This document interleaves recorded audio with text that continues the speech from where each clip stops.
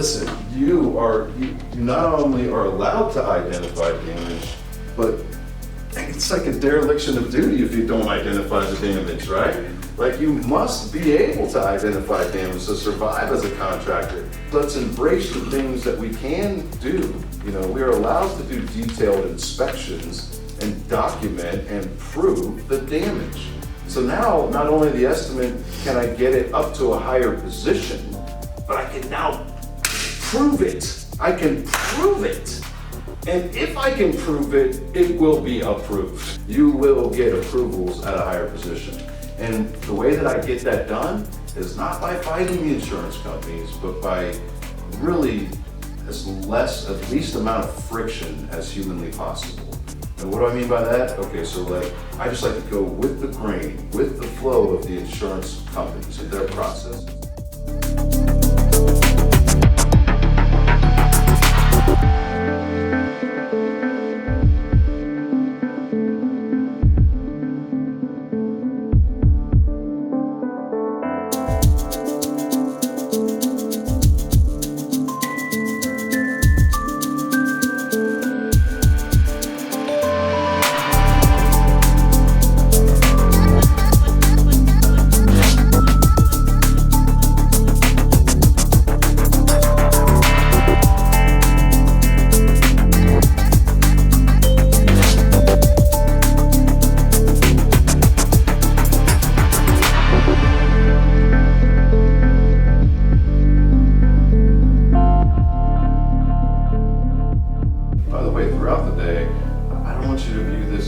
Trying to teach you anything, although I am very confident that you'll learn a lot of things. You'll pick up a lot of nuggets of information throughout the day that some of you already may have known, but others will be like, oh, I didn't know that.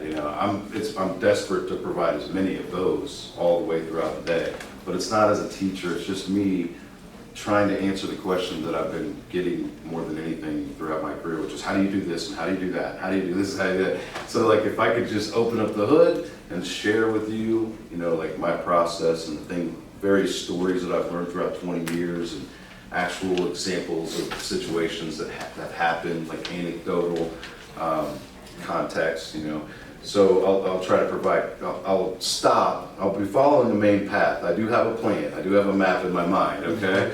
And this is my 25th event, so I'm getting it down, right? I better, but it's a main path sort of route in my mind, but I continuously go off on side streets. So if you could just hang with me as I roll, you let me drive, and I'm gonna, jerk your neck a couple times and we'll go off on side streets, but I'll find my way back. So if you just follow the bouncing ball, we'll be all right. But I'll try to provide, commentary, for different things that I'm talking about. And that's what I love about these, because it seems like I'm always thinking of different things, it's not always the same exact thing that I'm saying every time. I'm thinking, I remember this one time I was with this adjuster, and it's something that just started, I just let it go. My inspections are generally at minimum 2 to 3 hours, even on a basic residential project, like at minimum 2 to 3 hours, and minimum of 200 to 300 photos. If it's just a roof, 200 to 300 photos. And by the way, and if it is just a roof, I'm still inspecting every single room, closet, and hallway in that building. For sure I am. And if it's hail, wind, I'm definitely going to inspect every inch of every elevation on the outside of that property, and every additional, other structures like fencing and playgrounds and sheds and detached garages and covered patios. I'm looking at the way I feel about every single job is I feel like every job, each and every job, is a crime scene that must be investigated. Seriously, like CSI style, everything has to be dusted for prints every inch, DNA, that's kind of how I'm thinking of it. So I'll share a lot of context on how I go about doing those inspections. And I hope that when you see that and you see the value that it can produce, because number one, it can help you write a much better estimate. I can prove it. Your estimates will be much higher. They'll start from a much higher position, which means they'll end up at a higher position, generally speaking. But they'll start from a much higher position than anyone else you know, than any virtual estimator, estimate writing company, PAs. Your estimate will be higher than everybody else's because you found more damage, and nobody else found that damage because nobody else does 2 to 3 hour inspections. And by the way, you have to compare yourself to other contractors throughout your sales process. And they're like, well, we're gonna meet with 2 other contractors, blah, blah, blah, right? I mean, dude, nobody else is going to do 2 to 3 hour inspections, so those inspections in and of themselves will sell the deal if the client's worth, having as a client. Because I do believe actually that you should, like every client should qualify, they should have to qualify to do business with you, right? And not the other way around. That's the way I feel. I don't feel like you should have to, you're the one that has to be qualified all the time. I think that the client has to be qualified to do business with you. You got to vet them. Because, a lot of times we think that the clients are just out to put money in their pocket, many of them are. But I think most of the time, and maybe most of them are at the beginning, but I do believe after 20 years, I do believe that that's because they didn't know any better. Like seriously, like they go at this like it's an auto repair deal, and where there's sometimes money left over if you hire somebody for less. So they're looking at the insurance money that they're offered, and they think that they have to find somebody to do the job for that amount, and the problem gets worse when most contractors think that they have to do the job for that amount, so like that's taking the adjuster's word for it, right? And so we have to reverse the client's way of thinking, and they don't know any better because they don't do this all the time, right? They don't do claims all the time like you guys are.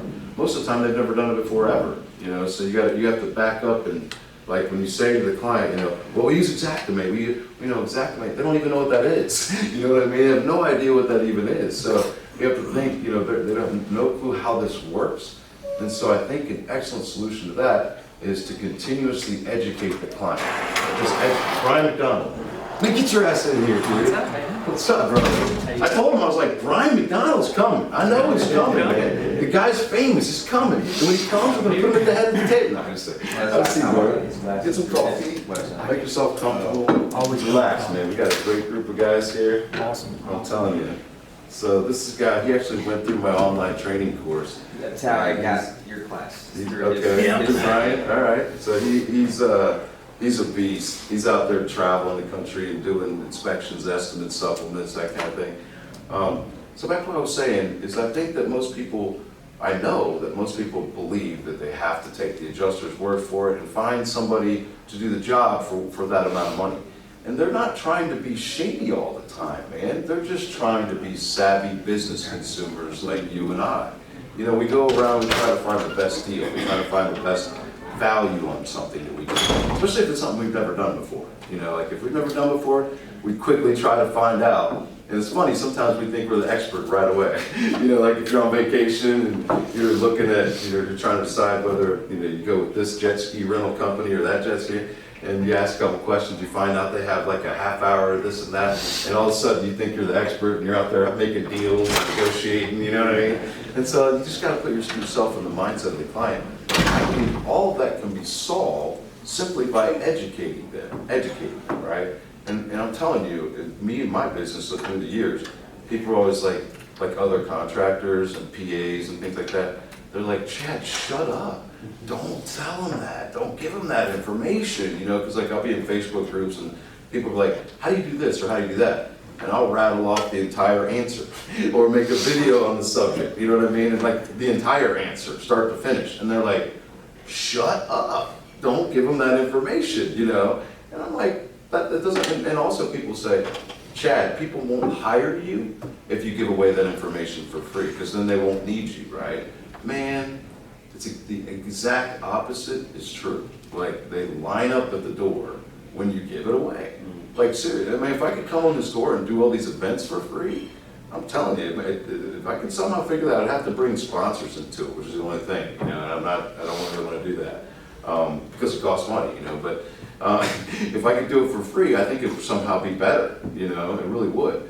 So I just would encourage you to educate the client as much as humanly possible, right? And we'll talk about that throughout the day. But, a couple things though, like I'll do a lot for the client. I'll do the 2 to 3 hour inspection. I'll do the 200 to 300 photos or more, right? I'll do I'll sit down with them for hours, I try to investigate everything, not just the physical job site, right? But also all the details of the situation, right? Like, the adjuster, did they come out? Was it claim filed? What the insurance companies say? What kind of coverage did they apply? What kind of money did they give you? You know what I mean? Like, I want to know all those things. But on the other hand, I have a way where I'm not asking for the insurance paperwork. Like a lot of people are like, well, I'm not even coming out unless you send me the paperwork. I think that's not maybe the best move, like in my opinion. Like that, for me, it's not, right? Because what I found is clients are like, yeah, you can come out and give me an estimate, but I need an estimate. I need an estimate. Like everybody that comes out here, they just want to see my insurance paperwork and they don't want to give me an estimate, Now I'm willing to compile a detailed Xactimate estimate. I'm willing to do that, but I would not give it to the client until they sign to me. I'll let them hold my laptop and hold on to it for 4 hours and study it forever, right? But I would not give them a copy of my Xactimate estimate until they sign.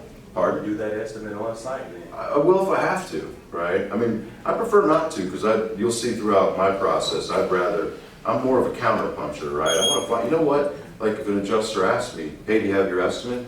Well, I don't have my estimate because I first need to know what it is that you've approved that I need to write an estimate on. And this is the reason for that. And this is the bouncing ball jumping around, right? But the reason for that is this. I believe that the contractor is hired by the client, they're contractually hired for one purpose. And I'm going to say this 50 times throughout the day from now on. You're going to hear me say it 50 times. Let this be the first. You are hired to perform all of the repairs that are prescribed by the claim for the total amount of the replacement cost value, right? So like, that's my job. Hired to perform all of the repairs that are prescribed by the insurance company. So what if I show up with an insurance adjuster? I'm there to get the prescription. I'm there to get my marching orders, right? Like, so I'm not there to tell them what to do. I'm just there to find out what it is that they're going to prescribe so that I can carry out that prescription. Does that make sense? I'm there to fulfill the prescription and perform the repairs. And so like, I think when you start to go about it with that mind frame and that perspective from the top down, right? From the beginning of a job throughout the end, that will help you with the insurance company. That will help you get the least amount of resistance on really everything. And I think by the end of the day, you'll have a clear picture of that where like, you won't go away from here, I don't think, where you're like, I wonder if this is really gonna work. I think when you see these methods that I deploy, you'll know they'll work. You know what I mean? Like but knowing what you know about the industry, I believe you'll see them and you'll be like, wow, I didn't think about it like that. Because I'm not there to fight with the insurance company, right? Like there are arguments occasionally, there are obviously some dickhead adjusters, right? But I think, my role is typically to try to be diplomatic, professional, respectful, humble, like more of a listener than a talker, and to try to listen to find out first. I want to see where their mind is at. I want to be a counterpuncher. I want to get what their play is and then react, with my best play. And so like with all of that being said, there's a strategy for each and every job, right? When you put all those details together. But I wouldn't have to ask the client for the insurance information. Believe me, they will force it into my hand by the end of the meeting. I have a method where I'm not having to ask them. They're like, hey, let me give you the insurance paperwork. Can you make some sense out of this, right? And that's where you want to be at, because you're trying to establish yourself as the expert with the client, right? As the authority. If you can do that, you win. There's a light bulb that goes off in the middle of the meeting to where the price has been taken out of the equation. Right. Price is everything, it's in everything, right? Everything we do, it's price. Like if the price wasn't a certain way at this event right here, we'd be somewhere else. You know what I mean? Like price is in everything. What's so awesome about what it is that we do, we have the ability to take price literally out of the equation. And then the only thing that stands in our way is the deductible. and there's ways to deal with that also, legally and ethically, like honorable even methods that I would recommend deploying. We'll get into that too. So I think, you educate the client by establishing yourself as the expert, asking questions, never giving them the exact estimate, right? But showing them one of your previous exactimate estimates. And I'll talk about that. So I would rather actually show them, a copy of one of my projects, like the original State Farm estimate, for example, like in the presentation, like when I first meet the client. I would like to show them right then and there, here's an original State Farm estimate, and redact out the personal information so you're not sharing private. But here's where this job started. It looks like a decent estimate written by State Farm, right? But here's the problem with this estimate, right? And there's building codes that are required, and that's law, right? And so educating the client, like, yeah, it looks good, but let me let you behind the scenes here, right? And so that's the problem. Let me show you what I feel is the solution. Here's an estimate that I wrote for that job, right? And here's where I filled in those missing blanks where there were missing items here and there. Followed by, here's the proof, here's the result, here's the revised estimate from the insurance company. And they didn't agree with everything, obviously, because they're an insurance company. You know what I mean? They didn't agree with everything, but look, they were pretty reasonable, and we got to a much better place, and we were able to get all of these things done, including all of the items that were required by law, right? And then, so the client doesn't even know that there's items required by law, right? They don't know that the insurance company, the problem is not the price that they're using in the software, right? So you have to educate them, what is the software? Like I said, if you run out and say, well, I use Xactimate, the client doesn't know what that means, right? So you have to back up and say, we use the same pricing software as the insurance companies, and here's what it is, and here's what it's based on. It updates every month. It keeps track of a per linear foot of baseboard, what that is, what it costs to remove it, to detach it, to reset it, to replace it, to sand it, to scrape it, to stain it, to prime it, paint it, all those different things. And it does that for every item in construction, but it's different in Atlanta than it is from Savannah, and it's different this month than it will be next month, and it keeps track of current market value. Like aluminum is actually a commodity, goes up and down, and if there's a hurricane in a market or a tornado or a big huge hailstorm, that's going to impact prices next month, right? And so you just have to really, instead of keeping this all to yourself and I don't want to tell the client, because then once they know all how we do it, then they're going to try to figure out a way to put the money in their pocket. I'm the opposite, because I feel like if I can convince them, I'm the expert, and if I can educate them about all those different steps throughout the way, and okay, so you can see the top down, here's Xactimate, here's what it does, here's the problem, here's my solution, here's the proof, right? And here's under the hood how all that works, right? I'm going to show you how I do that. I'm going to show you how I do, the reason why I'm doing this inspection, Mr. and Mrs. Jones, this way, the reason why I'm looking at this item this way is because of this. State Farm will typically do this. State Farm will typically only pay for, mask and cover the light fixture, where we believe it ought to be detached and reset. What does State Farm say about your ceiling fan, Mr. and Mrs. Jones? I don't know, let me go get the insurance paperwork, let me go get it. Okay, so we're just getting a glimpse of what's to come later today, right? But that's sort of more my process with the client, educate them, because then they figure out, oh, it's not the price that the insurance company has, it's the items, the lack of items, right? And if they're missing items, it's obvious why, because they only did a 10 to 15 minute inspection, or this guy came in and spent 2 to 3 hours scouring literally every inch of the property, and he found all this damage that State Farm didn't find, and now they're like, I get it, right? And then all of a sudden, there's a light bulb that goes off, and you know it when their frame of mind changes, and it goes from, hey, I gotta get the best price, and they're like, oh my gosh, have you checked this room out yet? Come and look in here. There might be damage in here, because I'm finding water spots and stuff. And they're no longer thinking about getting the lowest price if they're trying to drag me to other places of their house. Does that make sense? All of a sudden they realize they're missing items, and if the proper items get there, then the price goes up, and there's more. So they're starting to see value. Now, if they're a client where they're trying to where they are shady, and they're trying to put money in their pocket, that's no problem, we'll flush them out.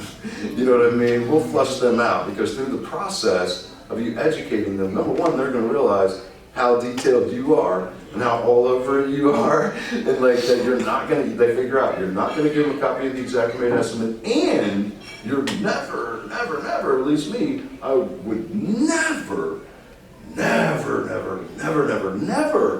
guys, never, ever go to an adjuster appointment with that client unless I was signed. Never. I wouldn't do that, and I would never, ever produce that exact made estimate to where they could hold it in their hand. They could hold my laptop and study it for 4 hours, you know what I mean? But that is a proprietary tool. I will not give it up. I was in a meeting the other day. This mom and son team, like a family business worth, I mean, it was on Saturday too. It was, crap, man. Where was that? It was so many places. Washington, D.C., Jersey, Baltimore. It was Baltimore. Just in case it's on video, sorry. It was in Baltimore. And they've been in business since the 60s, like a real good, solid family business that just got into insurance restoration in the past few years. And they were telling me a story about this $1 million job that they worked on for months to get it and meet with all the building consultants, engineers, and things like that, commercial job. And they lost the job where the client ended up going with another company for like 300 grand. So they got all this money approved for them up to $1 million, and they went with another company for 300 grand. So like, maybe in our world, we're used to the ideas like, well, we got them up to 30 grand and they went with somebody for 17. But this was $1 million, you know what I mean? And they went with somebody for 300 grand. And I was asking questions, trying to identify what it was that really happened on that. And then I finally asked them the magic question, which was, did you have a signed contract? And they said, no. And I physically fell on the floor just to show how shocked I was, you know, like, so let me drive it home on that. Like, I would never do that either, right? But I would spend hours. I would take hundreds of photos, drone footage. I would climb up through their attic and inspect their deck, inspect everything inside their attic for any water damage. Hi. Hey, how you doing? hey, good morning, good morning. Sorry for being late. Yeah, man, what is up with that? No, I'm just kidding. Relax. Relax. There's coffee over there, Okay. water. Let's make you a space here. I have another chair over here. I'm gonna move over so I can sit over here.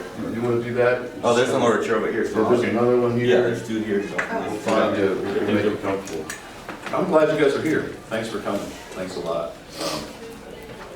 So, you know, I am going to take the 200 to 300 photos. I am going to climb through the attic. I'm going to take the drone footage. I'm going to inspect every inch of everything without ever being hired. I would be willing to do all of that, and I'd be willing to provide for the client. Construction and contracting, then listen, you not only are allowed to identify damage, but it's like a dereliction of duty if you don't identify the damage, right? Like, you must be able to identify damage to survive as a contractor. I mean, we get too technical, we get too caught up in the insurance side of things, but let's back up. You know, if I'm a handyman and somebody calls me out to fix their screen door, I have to figure out what's wrong with it. You know what I mean? Like, I better be able to figure out how to identify damage as a contractor. You know what I mean? And so, like, let's embrace the things that we can do. You know, we are allowed to do detailed inspections and document and prove the damage. And so, just as a matter of course, like the documentation, hardcore documentation from all those photos that I talked about, right? But now we have building codes, okay?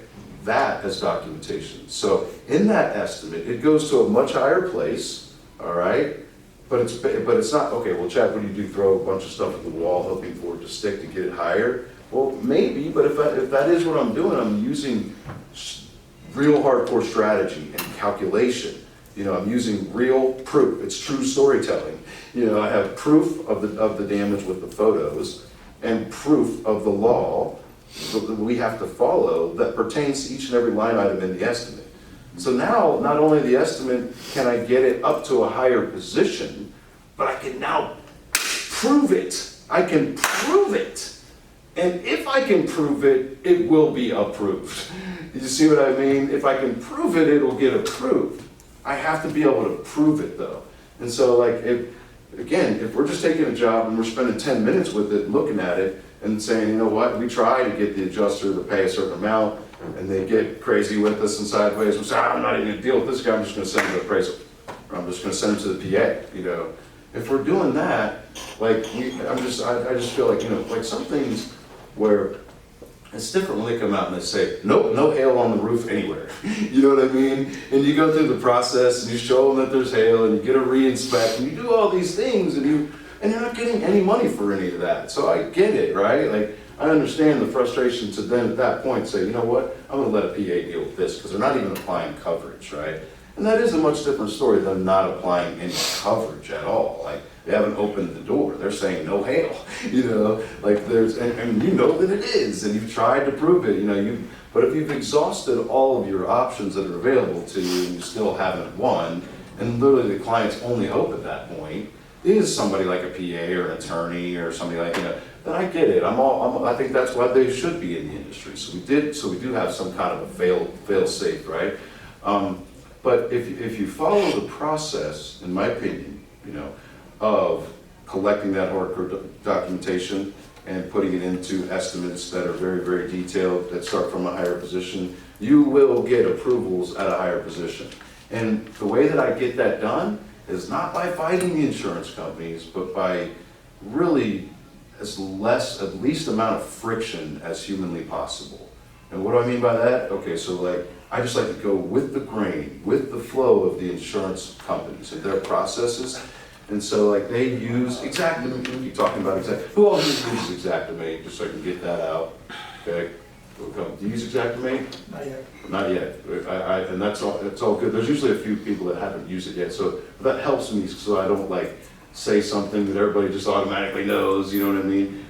Definitely, I think you'll be all up in Xactimate when you leave here. I'm confident of that. Because, you know, people say Xactimate doesn't pay, you know, enough money. And there are different schools of thought where people are like, you know, forget Xactimate. You write your number down on the piece of paper and you tell them that's my price, pay my price. You know, there's that school of thought. Unfortunately, that school of thought comes from the old school. Like, that doesn't work anymore, you know, or as well. It's fraught with friction. If you are going to get anything to work, it's fraught with a lot of conflict, a lot of friction throughout your process. You're going to have to fight every step of the way.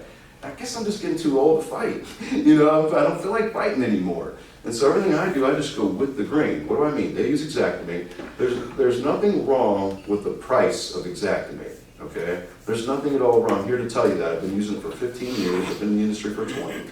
I still use it now. There's nothing at all wrong with the price of Xactimate. There's a couple items that are low, I get it, you know, different markets, you know. But, you know, if you look at Xactimate estimate, you're thinking it doesn't pay enough money because look what they're using for the square footage on the paint, for example, right? And you go, like, if you go inside and you have, like, let's just say this is a completely flat, you know, ceiling, but it's drywall, and let's say this is just drywall painting. We look at, like, on a roof plane, we find a water spot the size of a quarter that's, like, right there, right? And we see that, and we're like, well, that's no big deal, because the adjusters, they just put some kills on that, patch paint, whatever they say, you know. Mm-hmm. Maybe they just say paint, you know, not even the whole ceiling, but just, you know, paint right there, 20 square feet. We're just going to put some kills on that. And if you put kills on that, it's going to show through at a later point. Because look, that water, it might not just be category 1 water damage, which would be just like fresh water. Probably isn't. You know, you have category 2 and category 3, which, not to get too deep in the weeds, but you know, there's certification for ICRC stuff, where you could be smoke damage technician, water damage technician, but there's different categories. But just to put it into layman's terms, we're talking about category 1, category 2, category 3, category 2 being a little more icky than the first freshwater, right? Like overflowing from a sink. Category 3 being full-on toxic, you know, maybe black water coming up from a draining sewage backup, kind of like everything that touches has to be removed and replaced. But I'm here to tell you, maybe that water spot is category 3. I mean, it started up on the roof, you know, maybe was sitting in bird waste and made its way down through the roof and went through rusted flashing and nails and down through rotted decking and insulation and wires and whatever else that it went down, right, to make it, because it's gravity. Mm-hmm. And then the pool on the other side after damaging insulation and compromising R values, and pooling on the other side of the drywall on the top side, so much so that it's shown itself down to us down here. That's how I'm looking at it. So that's not what I'm thinking. I'm thinking, that right there needs to be removed. Not the whole ceiling, but at least that spot needs to be cut out and removed, and the insulation above it needs to be removed. And we need to apply antimicrobial agent. We need to replace the insulation, replace the drywall. We need to replace the texture. If it's popcorn on the whole ceiling's got to be scraped, If it's knocked down or, some other texture, we still have to blend it in. We've got to prime it, and we have to paint the whole ceiling. But before we can do any of that, we got to deal with the contents, move them out, then reset, right? We got to mask and cover the floor. We have to mask and tape along the perimeter where the walls meet the ceiling. We have to detach and reset all the light fixtures, all the ceiling fans, all the HVAC registers, all the smoke detectors, all the intercoms, and whatever else is actually there. No, we don't always have to actually do that, but that's what we're going to charge. We have to do it, man. And I realize a lot of folks are like, we don't have to do it because we can. And by the way, I've had many subs come up to me through the years like, hey, boss, we don't have to detach and reset the ceiling fan. Let me help you out, save you some money. We can just go around it. But the paint is underneath the ceiling fan. You got to detach and reset it, so you can make it look good, but that's not what insurance is for. We have to return them to their pre-loss condition, so like, and can we make compromises along the way? Sure we can, I'm sure we can, but and by the way, starting from the higher position, ending up at a higher position, because a lot of times, you're right? We'll say like, oh no, that's, we're not going to pay for the detached reset, we'll pay for the mask and cover. Or we're not going to we're not including all the plastic and stuff like that in our per square foot price, right? But that's where I'm starting, because that's where it's supposed to be, like insurance restoration standards. And so like the spot, if that's touching the wall, or if it's even close to the wall, when we're ripping out the drywall, that's going to damage the paint on the wall. So we have to then paint the wall, not just one wall, but all the walls in a continuous run. We don't need to. They're going to say we don't need to. We could just paint one wall, right? Okay, well we could try. So my thing is, I'm always going to set out to perform the repairs that are prescribed, right? Until I can, So if you prescribe for me to do 20 squares worth of shingles and nothing else on the roof, well, I'm going to set out to view that as, I'm going to try to follow that prescription, but I can't. I mean, building codes and law won't even allow me to do that, right? So all the walls in the room, and wherever they lead in a continuous run, and then if you're doing that, now you're detaching, resetting blinds and window drapery hardware and towel bars and shelves and mirrors and toilet, towel rings and door stops, etc., and maybe masking and taping more, right? So I'm starting there with the standards and ending up, at a higher position. But I'm looking at it like, that's not just a small little problem. That water spot is not just a small little problem. So, but again, I'm using Xactimate. And if the square footage price on the paint might not be great, but once everything else goes in, the supporting items for a painting project to make it proper, then the price is a lot better. And again, they may not approve. They rarely approve my whole estimates. When it does happen, but when it does happen, I'm like, oh, what did I do wrong? What did I miss? Like I clearly left something on the table. So it doesn't happen all the time. But again, I'm starting from a higher position, ending up at a higher position. And when it's written correctly, there's a lot more per square foot for painting than that one painting item. So I'm going to use Xactimate. I'm going to use the standards that they deploy. But then when I use Xactimate, I want to use Xactimate correctly, all right? But that's what they use, so that's what I'm going to use. No friction, going with the flow. They like to use Eagle View. I heard you talking about the Eagle View stuff getting imported into that definitely changes things, by the way. Yeah. But they like to use Eagle View, and they've used Roof Insight and other things, but then there are many other great measurement providers out there. I'm not here to plug any of them. Well, I guess I am, because I use Eagle View. Might as well, because Eagle View's going to sue them anyway. And I've used it for years and years and years, ever since they came out. I've tried other providers, and they were great. But Eagle View is the standard that they have sort of set in the industry. Whether I agree with it or not, that's what they use, and so that's what I use. I go with the flow, right? They use ITEL to identify like what kind of flooring or siding or shingle that it is. So that's what I'm going to use. I'm going to use ITEL. Now here's a big one. You're not going to like this as much, okay? I come from the old school.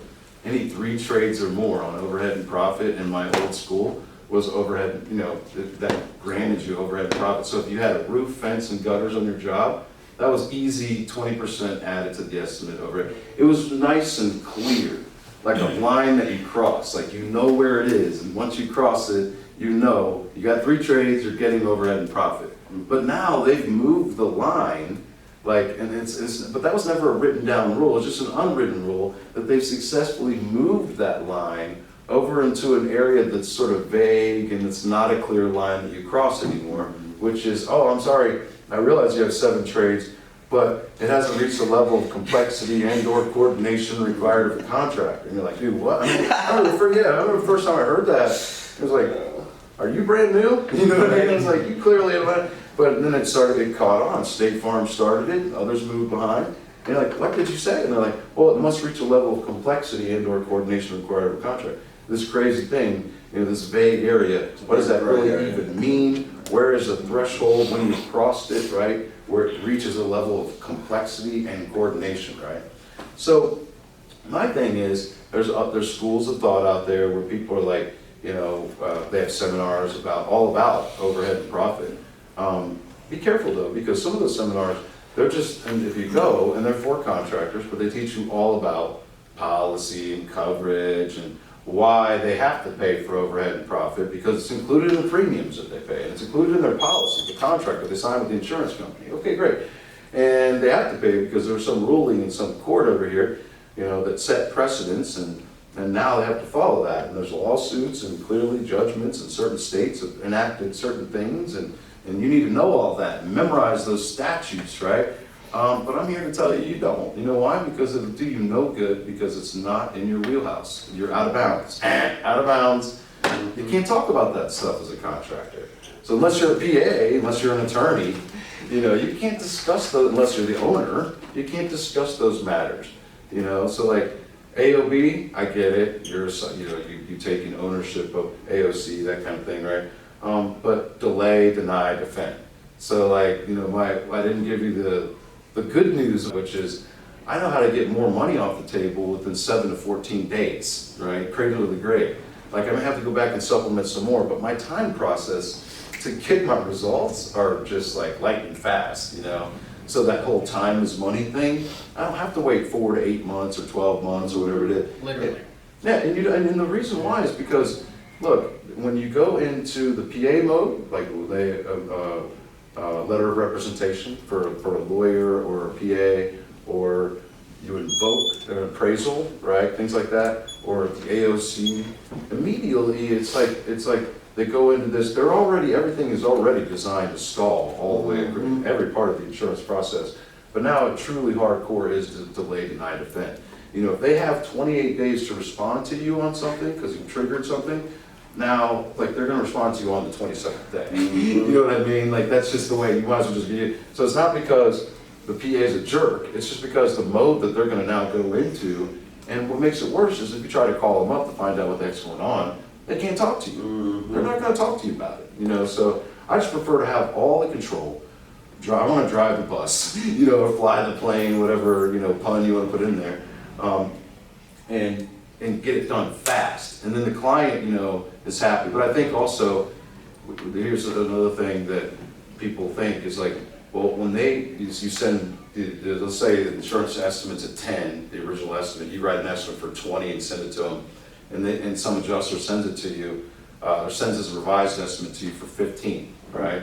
And they're like, hey, I didn't give you everything you were asking for, but I did add 5,000 to it, and I sent you a copy of the estimate, and let me know if you agree to it, and I'll get the payment sent out to you, right? And so what they're really doing is they're using extra money, putting extra money dangling over your head, because they know you need cash. Cash flow is king as a contractor. They're using this ploy, this long-tested tradition. They're using this ploy against us, to hold that extra $5,000. We don't want the $5,000. We don't want to go take it, because if we do, it's like we've agreed to it and we've settled with them, right? Well, my thing is, it's real simple, by the way. Do I agree to it? Oh, well, I can't agree to it. Can't agree to anything, right? Because we have to vet it. We have to run it through our estimating team and plan out the job and everything, which, by the way, we're moving forward with right now, okay? And see, there's a term in the industry called undisputed cash that we're also not really allowed to use. It's kind of policy lingo, right? But it just means that we agree that you owe us at least that amount of money. You see what I mean? And so when you start to think about it that way, they're not even allowed to do that, like to hold that cash over your head. So what I say is, listen, we don't agree to anything because we can't. We have to vet it and plan it out. We're moving forward. And listen, we're hired to perform all the repairs that are prescribed by you. So we'll go give it a try. You know what I mean? We're going to move forward. We're going to give it a try to move forward with the money that you're talking about and the estimate that you have. So send the money. Send the money. Send the money. You know what I mean? Let's go ahead and get that payment sent. And we're going to go ahead and perform all the repairs that you prescribe. Okay? And if anything comes up, we'll let you know. You know that works, don't you, man? Yeah. You know that'll work. Why? Because you've been dealing with your client so many times in the foyer of their home with the adjuster talking to the client, and they're giving them the estimate. They're like, here's what's going to happen. The depreciation works like this, the deductible works like this, right? The check amounts, this amount. And if anything comes up during the job, let us know, and we'll open up what's called a supplement, and we can deal with it then. Okay? So I just want to go along with the insurance company's process, with the flow of traffic. Because my job is to perform all the repairs that are prescribed by them. You see what I mean? See how easy this is? It's always been so hard, but I don't care about the policy, what it says in there about overhead and profit. I like to know these things. I do like to know, obviously, about undisputed cash, right? Because I can see where that fits in with my product. I'm just not using those terms, right? Instead, I'm focusing on the things that are in my wheelhouse, right? So when it comes to overhead and profit, I'm not looking for 7 trades. And they said, well, it only takes 1 trade according to their policy, right? If they just have 1 trade, this should be included. That's what they're paying for. That's out of bounds. I can't use that argument. It's helpful to know that, but it's not going to help me in an argument with an adjuster. You know what will help me? Is that if I just prove complexity and coordination. How about I stop fighting against their stupid rules and I just go along with them and say, you know what? Okay, so how I'm going to get overhead and profit approved is I'm going to go all in on proving the complexity and the coordination. Just like that. And they don't want to give it to me, by the way, I'm always supplementing before the bill. Like, there's a lot of people who come to me, hey, man, can you help with these jobs? I did 50 of them, I built them already. Yeah, I can help you get the money up on that, but it's an uphill battle, right? Like, it's the best method is to get out in front of these jobs before the bill, get all your differences hashed out with the adjuster before the bill, then move forward, all right? And whatever they didn't approve, we can prove during the bill. You see what I mean? So we're having this argument or we're trying to submit an estimate and they don't want to approve everything what's on our estimate, and part of it is overhead and profit. And we argue with it, give them a good case of why it should be there. It's clearly complex, it clearly requires coordination, but they don't want to give it to us, right? Okay, well, I'll tell you what. It seems to me like you're saying that this job is not going to have any complexity or the need for coordination, okay? Like, you feel like I could just do it all at once and get all hands on deck, right? I don't think that's going to be possible, but I'll tell you what, my job is to perform all the repairs that are prescribed by you, so I can give it a try, but I'm going to let you know if that doesn't work out, okay? I'll let you know. So when the back to that, I didn't come up to where you're at on your estimate, okay? But I got the 15, I sent you a copy of the estimate, let me know if you agreed to it, and I'll send you a payment, all right? So, can't agree to anything, just to recap, can't agree to anything, right? Got to vet that, got to run through the estimating team and all that as we plan the job out, but we are moving forward with the job now, so send the money, we'll let you know if anything comes up, okay? Let you know if anything comes up, and they send the money. You know what happens? Is you just let the adjuster off the hook. They don't like that either. You know why? They would love to get you a payment, you know why? Because they get paid. So the longer it takes them to get that payment out to you, and they have all these differences, and we keep arguing, we're like, no, we don't agree to that, we don't accept that. And they get more and more of a jerk with us. They're not telling us part of the reason. In most instances, most of the time, we're messing with their money. So why are we doing that?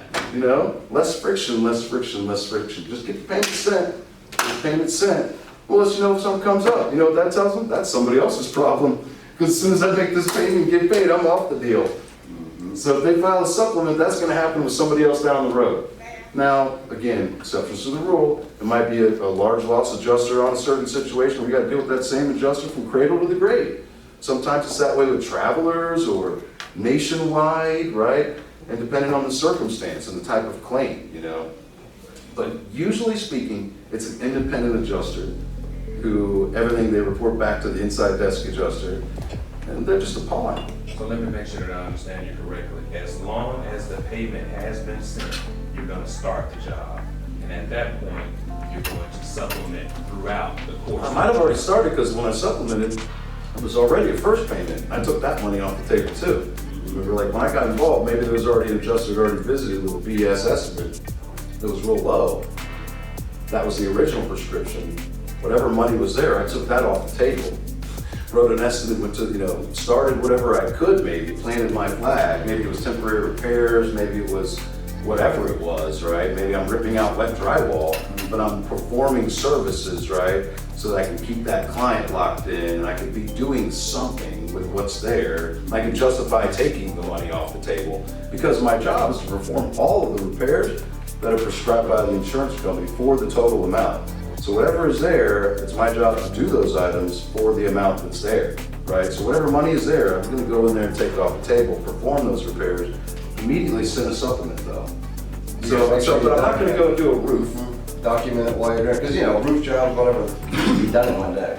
So while you're doing the job and you're running the things, you be documenting, take pictures. But only on items where I don't have differences on. You see what I mean? Only that. Like, so anything I have differences on needs to be put into a real clear and concise estimate for the insurance company to have the opportunity to approve before I do the bill, right?